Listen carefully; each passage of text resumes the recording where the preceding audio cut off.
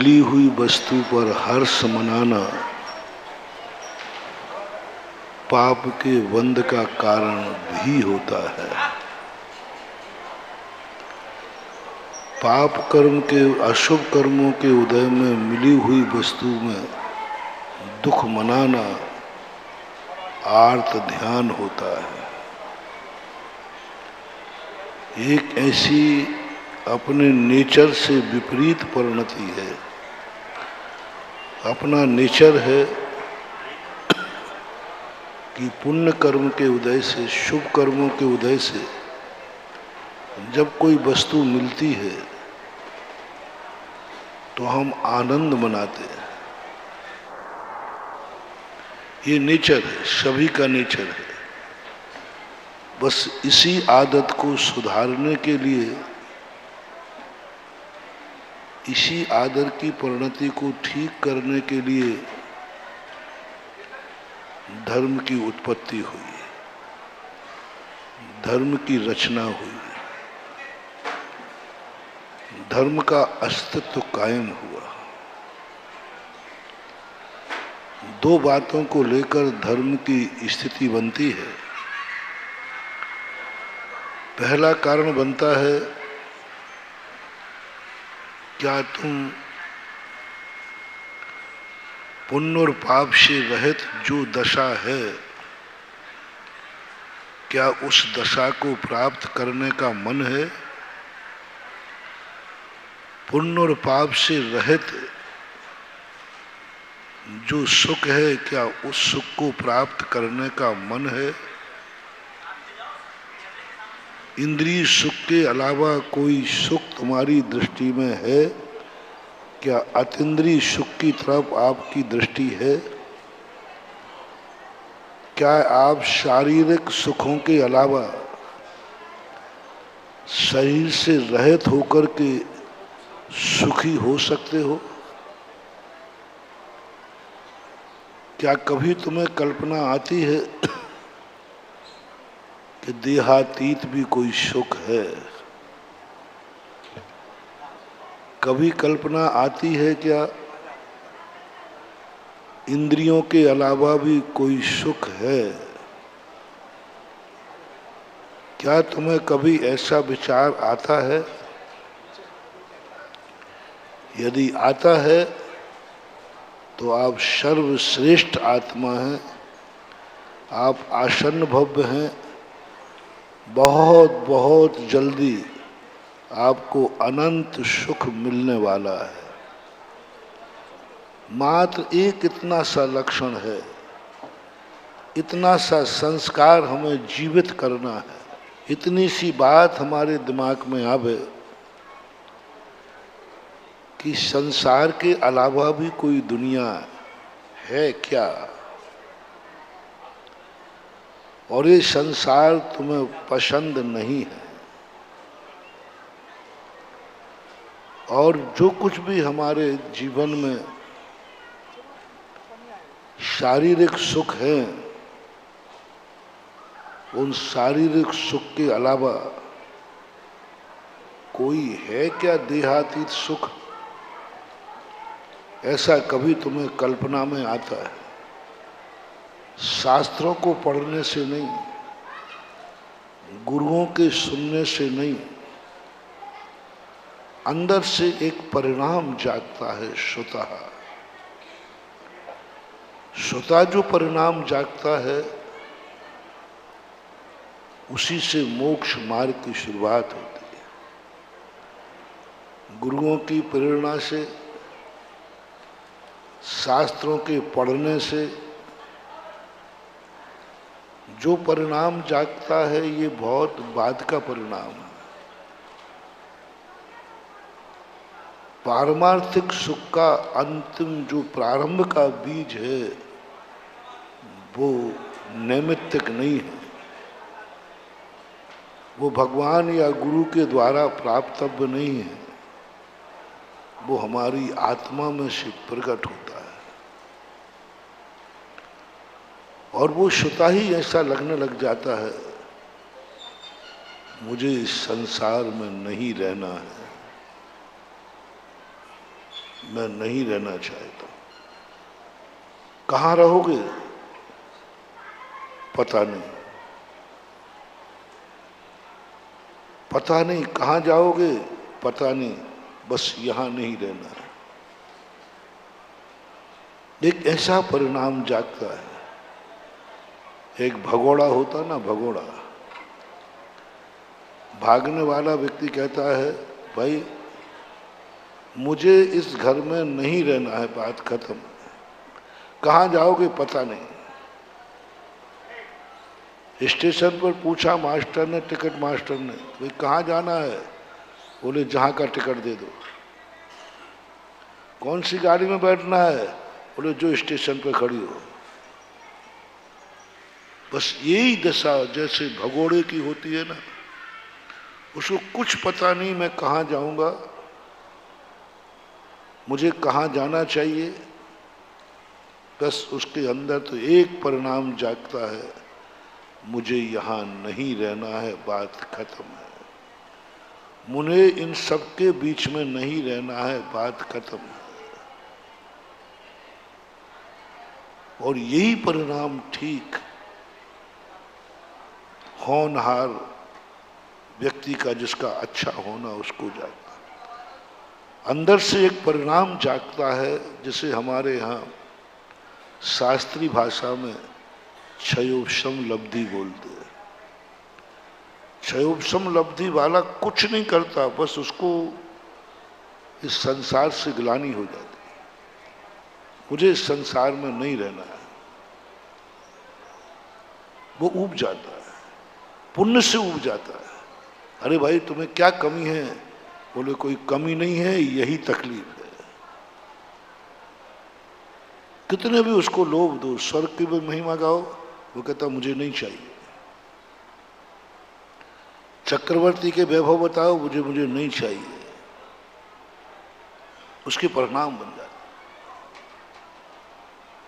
चक्रवर्ती की संपदा, इंद्र शरी के भोग, काक वीट सम गिनत हैं, सम्यक दृष्टि लोग। ये दशा काक वीट के समान,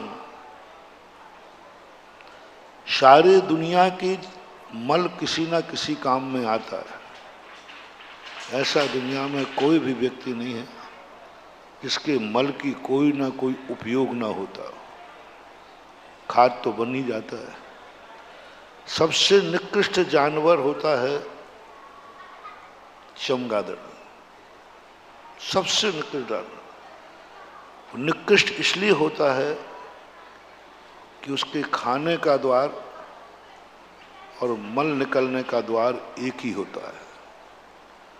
मुख से ही खाती है और मुख से ही मल मूत्र का निष्कासन करती है। दोनों द्वार उसके एक ही हैं, मुख ही है, मल द्वार नहीं होते उनके। इसलिए सबसे ज्यादा जानवरों में जितने दुनिया के जीव हैं, तरस दो इंद्री से भी लेकर के सभी, जो निकृष्ट जानवर कहा चमगादड़ को। इसलिए चमगादड़ उल्टी लटकती है, क्योंकि हमेशा कोई भी जानवर होगा उसके मल मूत्र का द्वार सदा नीचे की तरफ रहता है। किसी के भी, अपन सबको देख लो, मल मूत्र के द्वार नीचे रहते हैं। अब वो यदि सीधी लटक जाएगी तो बहुत नुकसान है। उसका मल द्वार मुख, इसलिए वो उसको उल्टी लटकना पड़ता है। और सबसे सीधा जानवर है तो चमगादड़। पक्षियों में कोई भी जानवर स्तनपायी नहीं होता, चमगादड़ स्तनपायी होती है, यानी वह अपनी माँ की दूध पीते। कोई पक्षी दुनिया में दूध नहीं पीता। जितने सारे पक्षी जो हैं दूध होते ही नहीं, उनके माँ के दूध होते ही नहीं। मात्र एक पक्षी है जिसे चमगादड़ कहते हैं, वो स्तनपायी होते हैं, माँ का दूध पीते हैं। बहुत सीधा होता है, लेकिन क्या निकृष्ट परिणति उसकी है। उसका भी मल जो है बहुत काम में आता है, औषधि कहलाता है। पैरालिसिस वालों को उस मल का उपयोग बताते हैं। एक कौआ एक ऐसा जानवर है जिसका मल किसी काम में नहीं आता, जहां पड़ जाता है वह वो नाश ही करता है। ये उपमा जब मैंने किसी पंडित की इस युक्ति में पढ़ी, मैंने कही कोई और उदाहरण नहीं दे सकते थे। काक बीट सम गिनत है सम्यक दृष्टि लोग, कौए के बीट के समान गिनते हैं सम्यक दृष्टि लोग। ऐसी दशा उसकी जब सम्यक दर्शन की भूमिका बता रहा हूं, कैसे होता है सम्यक दर्शन। बहुत सारे लोग पूछते हैं कि महाराज सम्यक दर्शन कैसे प्राप्त करें, कहां से शुरुआत करें, क्या करें। तो उसकी शुरुआत क्या है? कोई शुरुआत नहीं, कोई मंत्र नहीं है, कोई तंत्र नहीं है। पहला जो बीजारोपण, क्या तुम्हें कभी संसार से उदासीनता आई? क्या कभी तुम्हें ऐसा लगा मुझे नहीं चाहिए स्वर्ग, मुझे नहीं चाहिए चक्रवर्ती पद, मुझे ये संसार का वैभव नहीं चाहिए, मुझे इस संसार में नहीं रहना है। संसार शब्द भी तुम नहीं जानते हो, बस यहां नहीं रहना है। पंचेंद्रिय के विषयों में तुम्हारे बस मुझे ये नहीं चाहिए। सारे विषय तुम्हारे पास उपलब्ध हैं, बस तुम्हारी उसमें उदासीनता आ गई। मुझे इस जन्म मरण से ऊपर कोई दशा, मुझे जन्म और मरण से मैं थक गया हो, अब मैं और नहीं करना चाहता। हमारे पूज्याचार्य महाराज ने एक बहुत अच्छी पंक्ति लिखी है। संसार सागर में तैरते तैरते हाथ भर आए हैं, शिथिलता का अनुभव हो रहा है। संसार सागर में तैरते तैरते हाथ भर आए हैं, शिथिलता का अनुभव हो रहा है। अब और नहीं छोर चाहता हूं, अब घोर नहीं भोर चाहता हूं। अब और नहीं छोर चाहता हूं। दुखों से घबरा के नहीं, सुखों से कभी घबराहट हो। दुखों से घबराने के बाद, दुखों से घबरा करके जो मंदिर भागता है, जरूर नहीं कि वो सम्यक दृष्टि हो, जरूर नहीं कि वो धर्मात्मा हो। दुखों से घबरा करके कोई मोक्ष मार्ग में आता है, जरूर नहीं कि वो सच्चा साधु हो। सबसे बड़ी पहचान जैनाचार्यों की सुख से घबरा करके, सुख से घबरा कर, ऐसी आकुलता, विषय भोग मिल रहे हैं लेकिन उनमें अकुलाहट हो गई, नहीं चाहिए मुझे ये पंचेंद्रियों के विषय। मैं शारीरिक सुखों से भी मैं ऊब गया, दुखों से नहीं, ऊब गया। और ये दशा जब अनुभव में आने लग जाए, कभी एकाध क्षण को, ज्यादा देर को आएगी भी नहीं, एकाध क्षण को कभी आ जाए, निश्चित समझ लेना तुम भव्य हो और सम्यक दर्शन के योग्य हो। कभी पुण्य से आकुलता आवे, पुण्य के उदय में कभी ऐसा परिणाम बन जाए कि मैं पुण्य से ऊपर उठना चाहता। पाप से और अशुभ कर्मों से तो हम बहुत बार घबरा चुके, बहुत बार रो चुके। पुण्य के उदय से बहुत सारे श्रावक आते हैं, महाराज हमारे बड़े अशुभ कर्म का उदय है,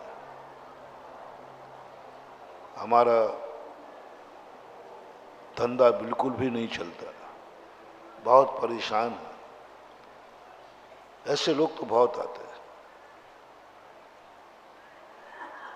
आज तक कोई वो व्यक्ति नहीं आया।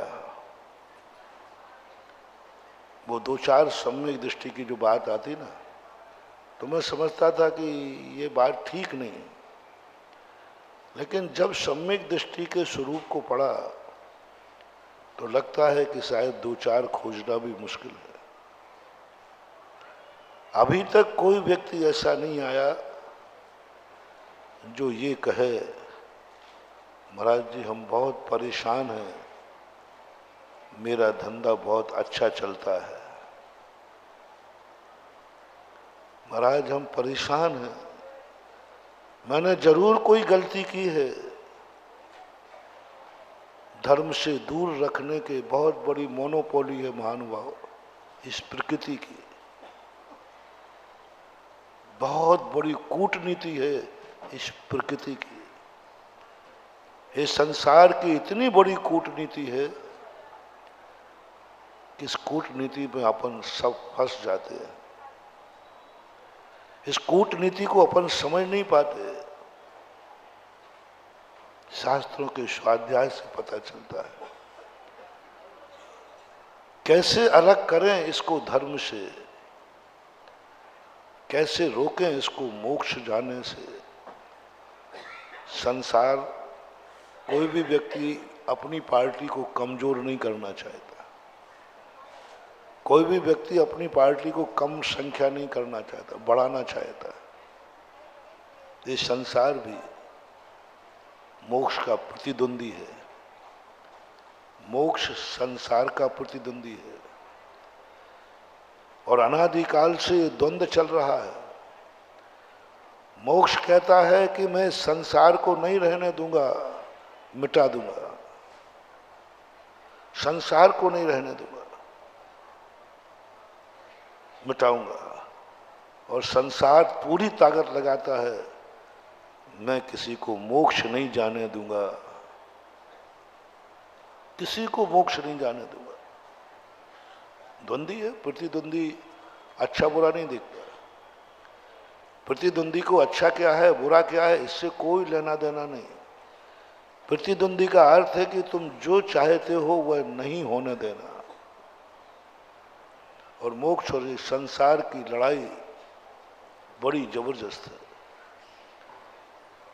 मोक्ष कहता है कि मेरी ताकत लगाऊंगा कि तुम्हें संसार में नहीं रहने दूंगा। मोक्ष मार्ग का वश चले तो सारे संसार को खत्म कर दे, सबको मोक्ष ले जाए। मोक्ष मार्गियों का वश चले तो सबको ट्रेन में क्या प्लेन में क्या, यहां से सारी एक्सप्रेस में भरकर पूरे आगरा को मोक्ष ले जाए। जोर मारो चाले तो, यदि धर्मात्मा का जोर चल जाए ना, एक को संसार में नहीं रहने देगा। तीर्थंकर आदि ने यही शक्ति मांगी थी कि मुझे ऐसी शक्ति प्राप्त हो कि मैं प्रत्येक संसारी जीव को मोक्ष में स्थापित कर दूं, प्रत्येक संसारी जीव को सत्स्वरूप बता दूं, समोषण में बैठ के भावना बातें। इसका अर्थ है कि मोक्ष मार्ग में स्थित रहने वाले, मोक्ष मार्ग की नीतियां संसार को मिटाने का उपक्रम करती हैं। इसलिए मोक्ष और मोक्ष मार्ग संसार विरोधी कहा जाता है। जब मोक्ष मार्ग और मोक्ष मार्ग ये करेगा तो संसार विपक्ष पार्टी है वो भी कमजोर नहीं है। वो कहते हैं कि मैं पूरी ताकत लगा दूंगा, किसी को मोक्ष नहीं जाने दूंगा। ऐसे ऐसे उपक्रम कराऊंगा कि मोक्ष जाने का भाव ही छूट जाएगा। और जो मोक्ष जाने वाले हैं उनको ऐसा लोभ दूंगा तो वे मोक्ष मार्ग में बीच में से लौट आएंगे, भ्रष्ट हो जाएंगे, बीच में से लौट आएंगे। संसार की कूटनीति है। जैसे ही व्यक्ति मोक्ष मार्ग पर बढ़ता है पूरा संसार ताकत लगाता है इसको भ्रष्ट करो, ये बहुत ज्यादा ध्यान में बैठ रहा है, इसके मन को चंचल करो, इसको कोई ना कोई ऐसी शक्ति प्रदान करो जिसमें उलझ जाए। मोक्ष मार्ग की कूटनीति बाद में बताऊंगा। संसार की कूटनीति जो मैंने शास्त्रों में पढ़ी है, इसने दो नीति अपनाई है तुम्हें धर्म से दूर करने की। दो नीति अपनाई है तुम्हें धर्म से भ्रष्ट करने की। दो नीति अपनाई है तुम्हें मोक्ष मार्ग से विमुख करने की, वचन सुनने ना जा सको। दो नीतियां अपनाई हैं जिससे तुम स्वाध्याय न कर सको।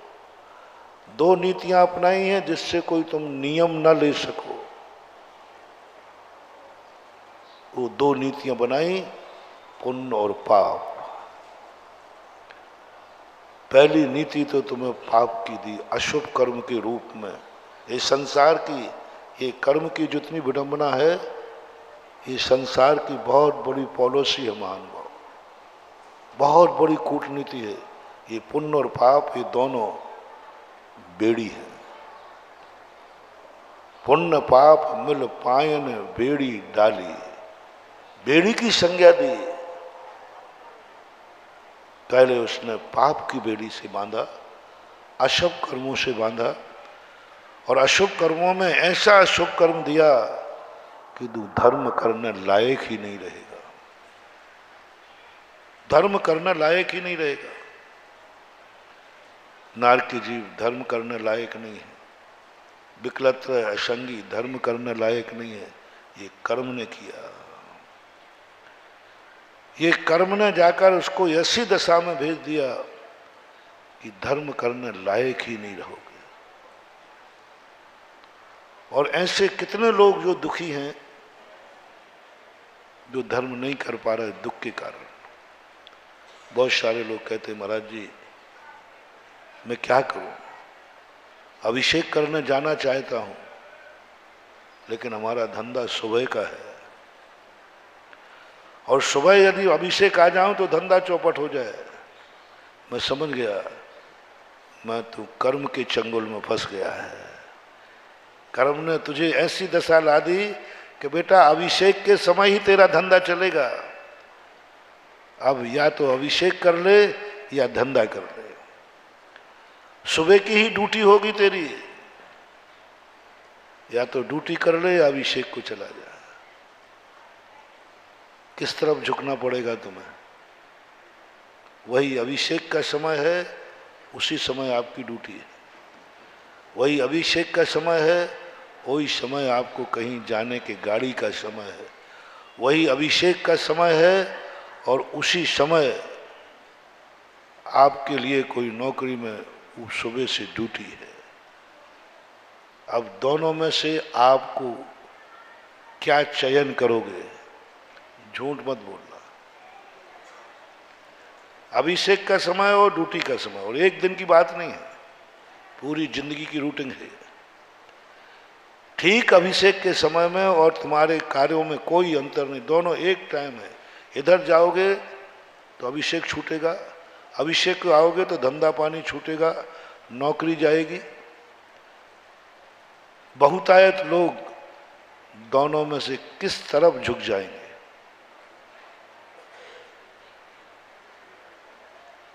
नौकरी जाए तो जाए, धंधा जाए तो जाए, अभिषेक नहीं छोड़ूंगा। कितने मिलेंगे ऐसे? बहुत कठिन। हाथ उठाना सरल है, बहुत कठिन। खाने के लाले पड़ जाएंगे।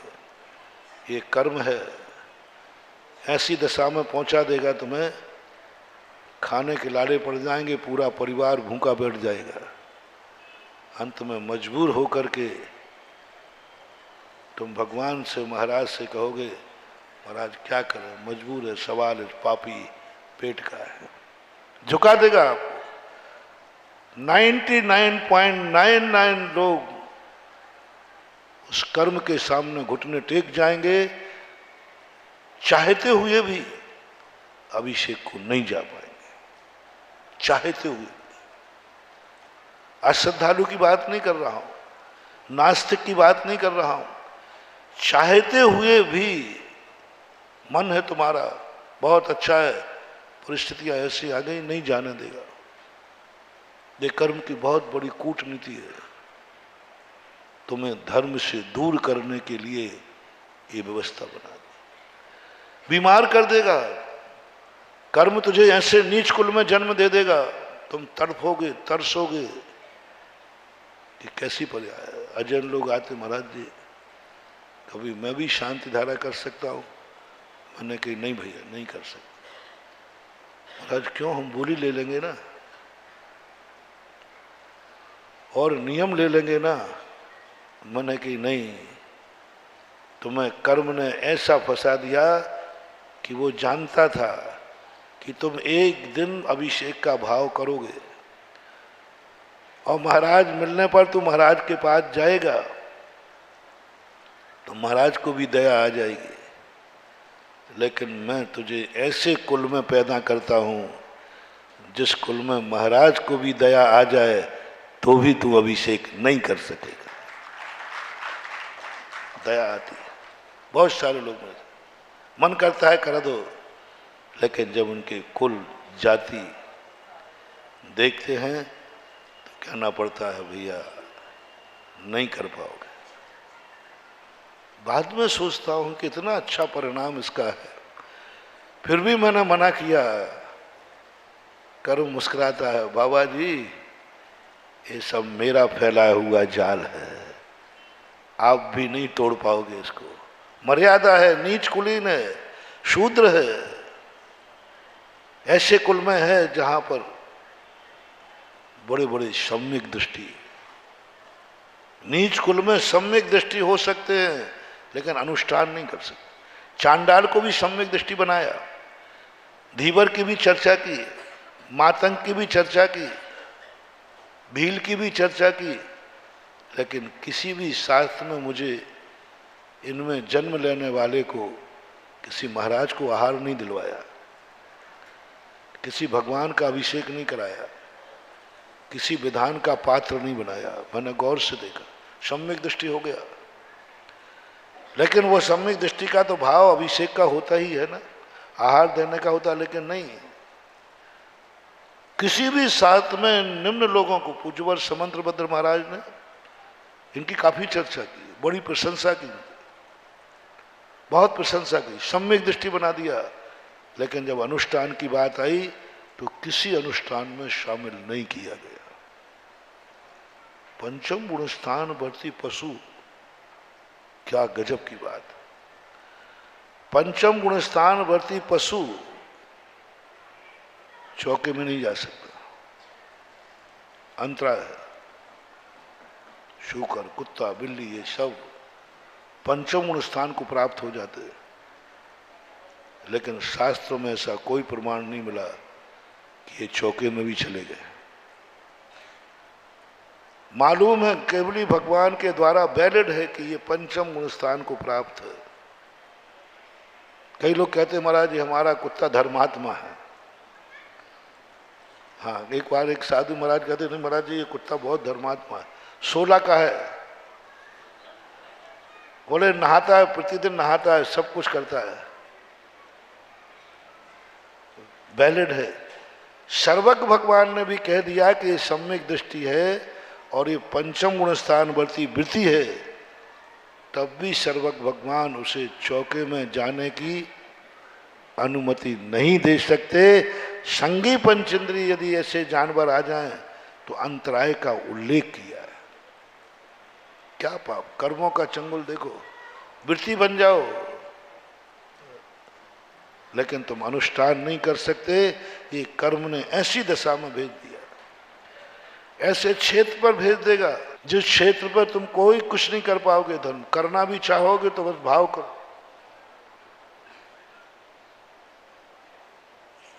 कर्म की बहुत बड़ी पॉलिसी, ऐसा काल में जन्म दे देगा।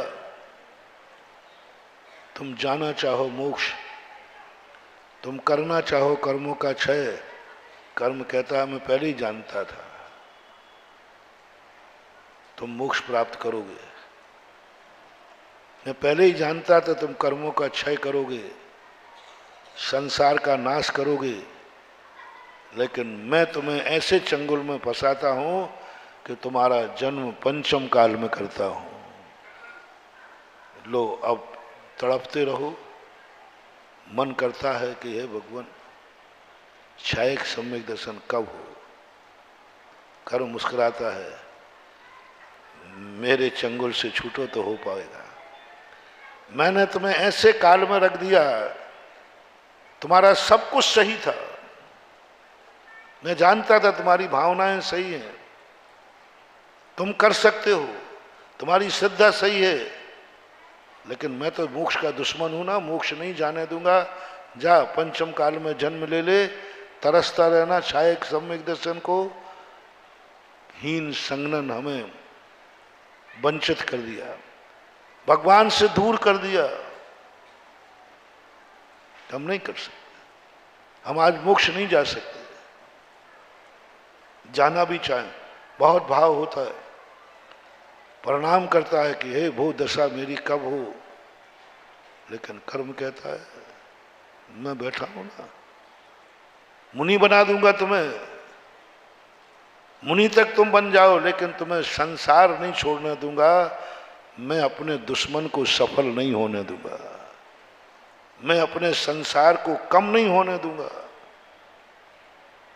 काल से, क्षेत्र से, द्रव्य से, उपादान से, सब तरफ से उसने हमें रोक दिया, आत्म स्वभाव से नहीं। आत्मा का स्वभाव तो मेरा आज भी विद्यमान है, लेकिन संसार की मोनोपोली में अपन फंस गए। वो अभी बताते हैं क्यों हुआ हमारे साथ ऐसा, आपके साथ, अपने सबके साथ। हमें सबसे पहले तो ये समझ में आ जाए कि ये बहुत बड़ी मोनोपोली है। ऐसी बीमारी दे दी तुम्हें, ये तो मंदिर जाने लायक नहीं रहे। अब एक सज्जन आए, जैन है, उच्च कुलीन है, लेकिन उनको कोई मूत्र आदि की परेशानी है, थैली लगाना पड़ती है। वो कहते महाराज जी क्या करना है, जिंदगी भर अभिषेक किया, हार दान दिए, अब मैंने कहा ये सब कर्म ने तुम्हें कहा, तुम्हें इस योग्य बना दूंगा कि तुम जो कर चुके हो वो भी तुमसे छोड़ा दूंगा। जो तुम कर चुके हो, मुनि पद से भी भ्रष्ट कर देता है ये कर्म। पूज्यवर समंतभद्र महाराज हमारे संग में भी कितने कितने महाराज हुए जो मुनि तक बन गए। इस कर्म ने उनका मुनि पद छोड़ा लिया, किसी भ्रष्टता के कारण नहीं। संयम पालन नहीं कर पा रहे सो बात नहीं, असाता कर्म, ऐसे असाता कर्म हुआ कि मुनि पद को छोड़ना पड़ा, ये लग क्षुल्लक पद को छोड़ना पड़ा, समंतभद्र महाराज को छोड़ना पड़ा, जो मुनि पद दुर्लभतम दुर्लभ था। कर्म पूरी ताकत लगाता है महानुभाव, तुम्हें अशुभ कर्म के माध्यम से रोकता है।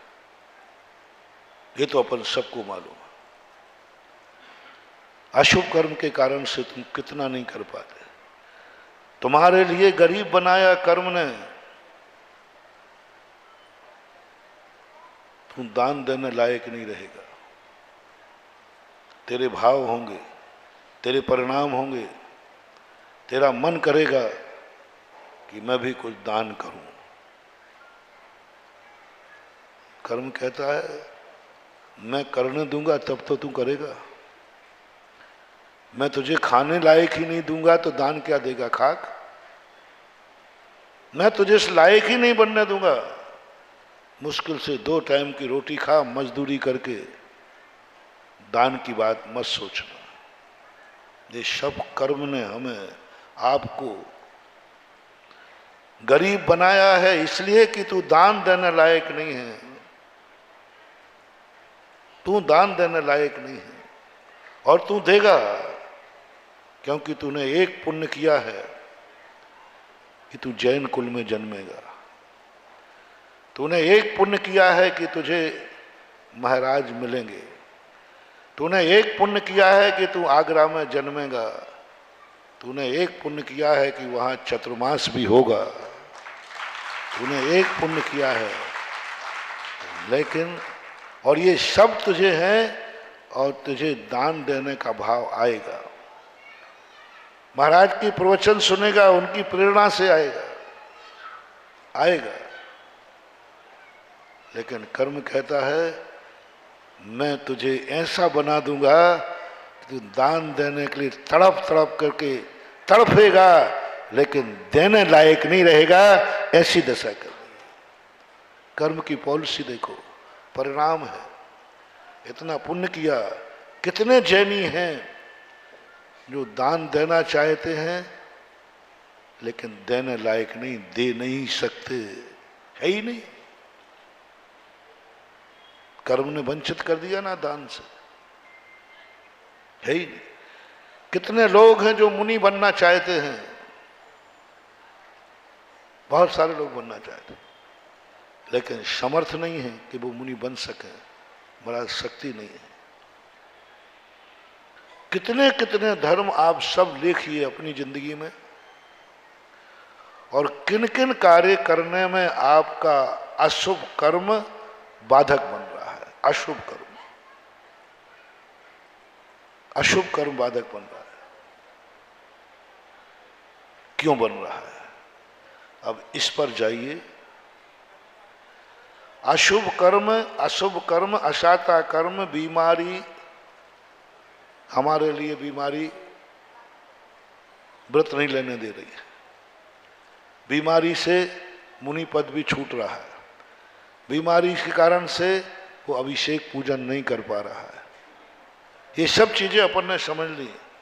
अब क्यों प्रत्यय पे जाइए, ऐसा क्यों हुआ? क्यों इस कर्म ने अपने चंगुल में फंसा लिया और तुम मजबूर हो गए, बहुत मजबूर, पूरी ताकत लगाते हो, कुछ नहीं, रोते हैं महाराज मैं क्या करूं, जिंदगी भर सब कुछ किया, आज मंदिर जाना बंद हो गया, रोते। अब ये कैसे हुआ, क्या हुआ? कर्म की पॉलिसी ऐसे कैसे चल गई? इसको मैंने शास्त्रों में खोजा कि कर्म ने एक पॉलिसी चलाई थी। जब हम समर्थ थे, शक्तिमान थे, पुण्य का उदय था, धनवान थे, स्वस्थ थे, तो एक पॉलिसी कर्म की है, तू वैसे तो रुकेगा नहीं, मैं तुझे पुण्य के उदय में रोकता हूं। पुण्य के उदय में इतना धन देता हूं, इतना धन देता हूं कि तू जो पाप करना चाहे तुझे पाप करने के लिए मजबूर नहीं होना पड़ेगा, असमर्थ नहीं होना चाहिए। जिस समय करना चाहे उस समय तू तुरंत तुम्हारे सामने पाप है। तू मर्डर करना चाहता है, 1 मिनट लगेगा, तेरे पास समर्थ है, शक्ति है, हुकूमत है, राजा है, बंदूक है, दुश्मन कमजोर है, सब तरफ से। इस पापी को पुण्य के उदय से रोकना है।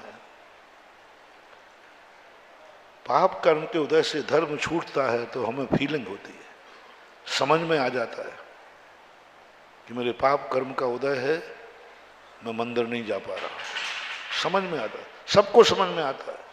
एक और पॉलिसी है जो पुण्य कर्म का उदय हमें धर्म से रोकता है। ये है खतरनाक। ये लाता है उस दशा को जिस दशा का वर्णन। पुण्य का उदय, कर्म ने पुण्य फेंका, इसको फेंको पुण्य,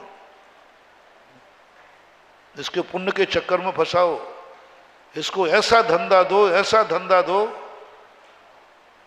कि इसको मंदिर जाने का भी समय ना निकले और ये कहे क्या करूं महाराज, व्यापार बहुत चलता है, आ ही नहीं सकता मंदिर, सुबह उठ करके इतना धंधा चलता है, खाने की फुर्सत नहीं है, कई बार तो महाराज टिफिन भी रखा रह जाता है, इतना व्यापार चलता है।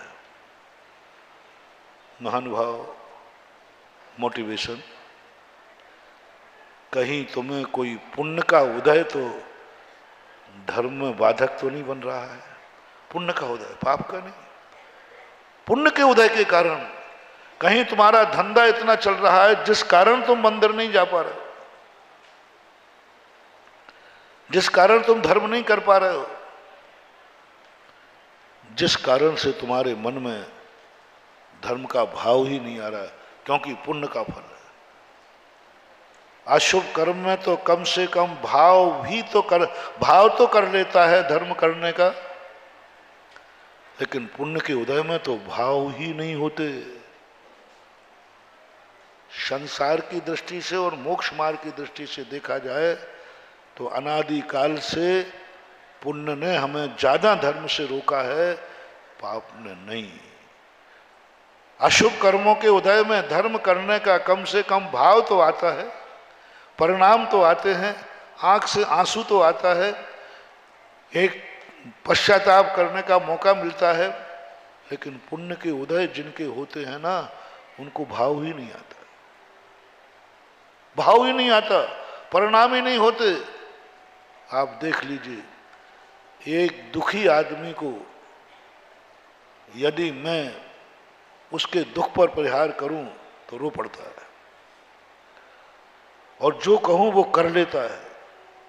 मैं कहूं कि देख तेरे दुख का उपाय इसके बिना है ही नहीं, तो कहे ठीक महाराज। और जिनके पुण्य के उदय हैं, मैं 4-4 महीने उनके पीछे पड़ जाऊं तो कहो उनको मंदिर तक नहीं ला पाऊं। पुण्य का उदय अंधा करता है। पुण्य के उदय में ज्यादा लोग पापी होते हैं, और होते ही पापी पुण्य के उदय में। संसार के जितने भी पाप हैं प्रायः पुण्य के उदय में होते हैं। जितनी पापात्माएं हैं पुण्य के उदय में होते हैं। अभी 3-4 दिन पहले मैंने कहा था, पुण्य का उदय आना पुण्यात्मा की निशानी नहीं है। सबसे बड़ा खेद तो यही है। पाप के उदय में पापी हो जाए तो कोई बड़ी बात नहीं है, पुण्य के उदय में पापी होना, पुण्य के उदय में पापी होना।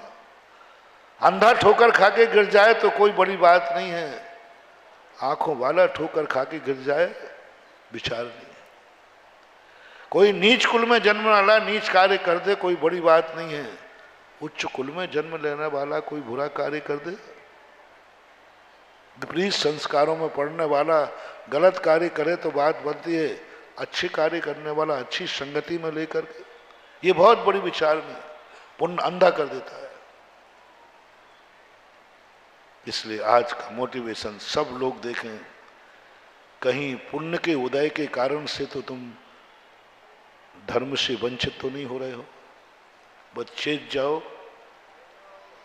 इस कर्मों की, इस प्रकृति की, इस सृष्टि की बहुत बड़ी मोनोपोली तुम्हारे ऊपर डाल चुका है पुण्य के कारण। क्योंकि तुमने धर्म किया, धन तो उसे देना पड़ेगा। तुमने मजदूरी की है, मजदूरी तो देना पड़ेगी। लेकिन कर्म कहता मजदूरी तो मैं दूंगा, लेकिन तुझे ऐसे चंगुल में फंसाऊंगा कि तू वो मजदूरी दान में ना दे करके शराब पीने में देगा। मजदूरी तो देगा। ये कर्मों का नेचर मालूम कैसा है। एक बार चोरों ने कवि सम्मेलन किया,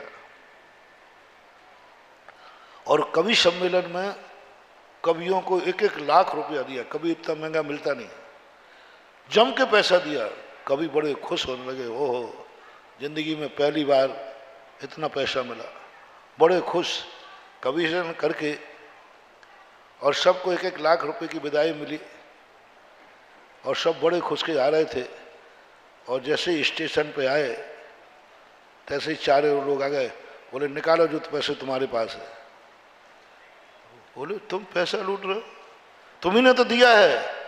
बोलो वो मेरा कर्तव्य था, ये मेरा धंधा है। वो मेरा, तुमने गाया है तो मजदूरी तो देना पड़ेगी, लेकिन मेरे एरिया में से कोई धन लेकर चला जाए तो ये हमारा धंधा है, सब रखवा लिया। बस इसी डाकुओं के समान है ये कर्म। तुमने पुण्य तो किया है, तुमने धर्म तो किया है, तो तुम्हें पुण्य तो बंधेगा, लेकिन तुम पुण्य का धन पाकर के पुण्य नहीं कर पाओगे। ये हमारा धंधा है। पुण्य दे दिया, धन दे दिया, दौलत दे दी, सोने की लंका दे दी, लेकिन कर्म कहता ले ले सब कुछ जो चाहिए, लेकिन तू धर्म नहीं कर पाएगा, तुझे धर्म नहीं करने दूंगा। ये संसार का धंधा है, ये स्वभाव है। कितने कितने बड़े लोग, अमीर लोगों के लिए मेरा उपदेश है, आपकी अमीरी कहीं धर्म से दूर तो नहीं कर रही है? कर रही है तो चेत जाओ, ज्यादा खुशी मत बनाओ। चोरों का कवि सम्मेलन के पैसे से खुशी मत बनाओ, स्टेशन तक नहीं पहुंच पाओगे और लुट जाओगे। खुशी मत बनाओ कि मेरे पास सोने की लंका है, एक जिंदगी नहीं गुजर पाएगी और सीधे नरकों में पड़ोगे। ये नरक गरीबों के लिए नहीं है, गरीबों के लिए नरक नहीं है, गरीबों के लिए तो स्वर्ग है। दुखी लोगों के लिए नरक नहीं है, उनके लिए तो स्वर्ग है। गजब का सूत्र पूज्यवर उमा स्वामी महाराज ने, वह आरंभ परिग्रह तुम नारकस्य ऐसा। बहुत आरंभ परिग्रह किसके पास होगा? पुण्य के उदय में होगा कि पाप के उदय में? परिग्रह पुण्य के उदय में। क्या गजब का सूत्र है। जिनके पास जितना परिग्रह और आरंभ है, वे आज जो खुश हो रहे हैं, उनकी खुशी मात्र मात्र जब तक मिली है तब तक है। स्टेशन तक पहुंचो, फिर देख लेना क्या होगा, टिकट के भी पैसा नहीं बचेंगे। अमीरी से कारण तुम खुश हो कि हमारे पास बहुत पैसा है, बहुत धन दौलत है, बहुत ज्यादा नहीं, अगले भाव की स्टेशन तक नहीं पहुंच पाओगे और सब लुट करके जाके नरकों। बहवारम परिग्रह तुम नारकस्य ऐसा। नरकायु का बंध पुण्य के उदय में, पुण्य के उदय में नरकायु का बंध बता दिया। इसलिए मेरा आपसे बहुत अच्छी तरह कहना है, कहीं पुण्य का उदय, कहीं अमीरी तुम्हें धर्म से तो वंचित नहीं कर रही है। अमीरी व्यक्ति कहीं तुम्हें शराब की तरफ तो नहीं ले जा रही, मेरे पास तो पैसा है। गरीब शराब पी रहे, अभी मैं उसकी चर्चा नहीं कर रहा हूं। कहीं अमीरी के कारण से तुम शराब तो नहीं पी रहे हो, तुम्हारे पास पैसा है। अमीरी कम से कम जुआ पे तो नहीं जा रहे हो अमीर बन करके। अमीरी को संभालना है। एक बार और मैंने कहा था, जैन दर्शन गरीबों को नहीं संभालता है, अमीरों को संभालता है।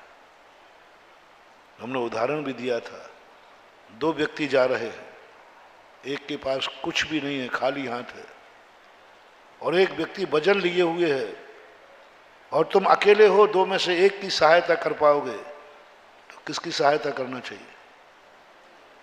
बोलो। वो खाली हाथ चल रहा है ना, तो वो गिरेगा तो कपड़े ही खराब होंगे। ये तो वजन लेके चल गया, गिरेगा तो हड्डी पसली टूट जाएगी। नीति कहती है कि इस वजन वाले को संभालो, इस वजन वाले को संभालो। गरीब आदमी किसी शराब की ठेके की तरफ जा रहा है, चिंता नहीं है, वो पी ही नहीं पाएगा क्योंकि उसकी जेब में कुछ है ही नहीं। गरीब आदमी उस बालक के समान होता है। ऐसे एक बालक अपने पिताजी के ने बाजार जाने की कहा तो वो जल्दी तैयार हो जाता है, पापा बाजार जा रहे हैं, वो चल देता है और जल्दी कपड़े पहन करके, पिताजी तैयार नहीं हो, उसे बाजार का रास्ता मालूम था, दौड़ लगा के जाके जनरल स्टोर पर जाके पहुंच जाता है, चॉकलेट की वर्णी के पास खड़ा हो जाता है, कहता है चॉकलेट लाओ। दुकानदार कहता पैसे लाओ, तो पीछे मुड़ के देखता है, पापा तो आई नहीं। तो दुकानदार अपमानित करता, भाग यहां से, चला आया। तो बच्चा लौट के आता, पापा आप आए नहीं, मेरी बेइज्जती हो गई। बोले आगे आगे क्यों भागता है, मुझे काम आ गया। गरीब ऐसे ही होता है।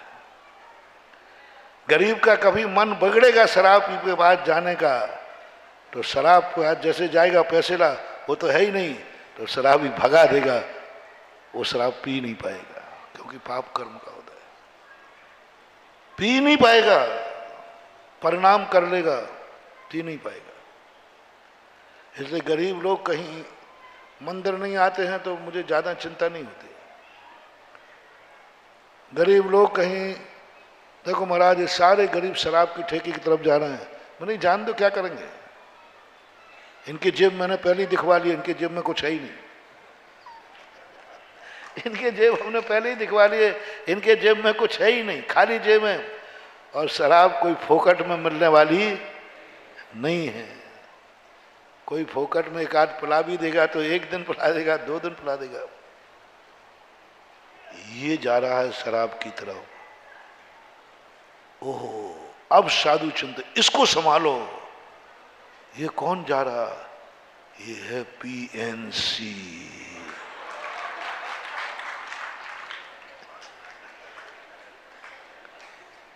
कितनी बड़ी बात। अब साधु कहेगा अब मामला गड़बड़ हो जाएगा, ये तो पूरा ठेका ही खरीद लेगा, ये तो इतनी पी सकता है कि पीने के बाद भी इसके जेब में पैसा है, ये खतरा है। तो जैनाचार्य कहते इसके पीछे पड़ो, इसको रोको, इसको धर्मात्मा बनाओ, इसको मंदिर बुलाओ, इसको उपदेश दो, ये नहीं चूकेगा, ये समर्थ है, शक्तिमान है, कोई रोक नहीं सकता इसे, क्योंकि बड़ा आदमी है, किसकी हिम्मत है रोकने की। और घर में मुखिया और है, घर में मुखिया और है, अब कौन रोके, कौन रोके। बड़ा छोटे को रोक दे, लेकिन छोटा बड़े को तो नहीं रोक पाएगा। अब उसमें पीएमसी में भी प्रदीप और है, बड़ा यही है ना। हाँ अपन अच्छा बताओ, अच्छा थोड़ी करता है। अब प्रदीप, अरे भैया अब तो कबाड़ा ही हो जाएगा, पैसा तो इसके पास है ही, और घर का मुखिया है, इसे कोई रोकने वाला है नहीं, समाज की तो क्या औकात है। अब जिनवाणी कहती है बाबा जी मात एक ही शक्ति है जो रोक सकती है, उसका नाम है गुरु।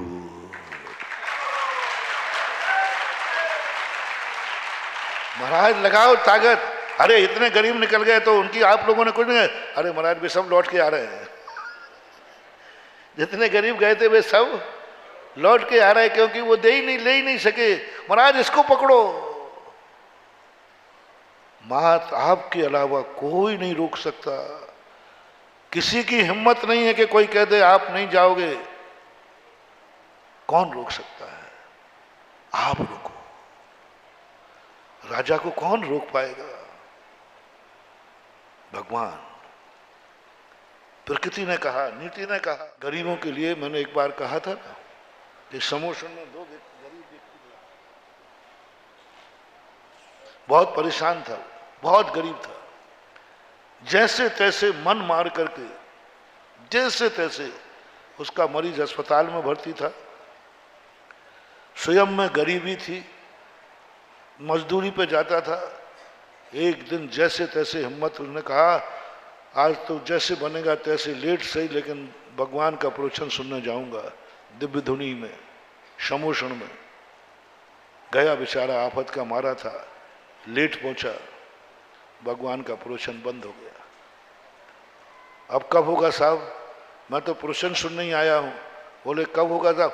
बोले अब दोपहर में प्रवचन होगा।